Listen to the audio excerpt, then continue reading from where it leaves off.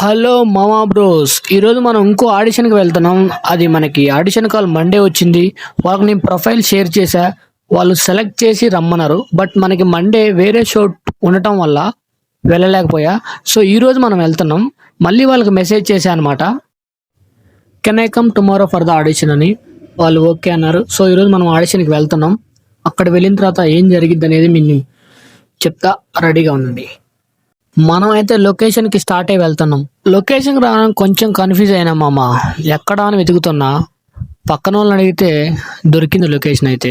అగో అదే బిల్డింగ్. చలో పైకి అయితే వెళ్దాం. థర్డ్ ఫ్లోర్ అంట. ఆడిషన్స్ అయితే లోన జరుగుతున్నాయి. నెక్స్ట్ మందే కాసుకొని కూర్చున్నా.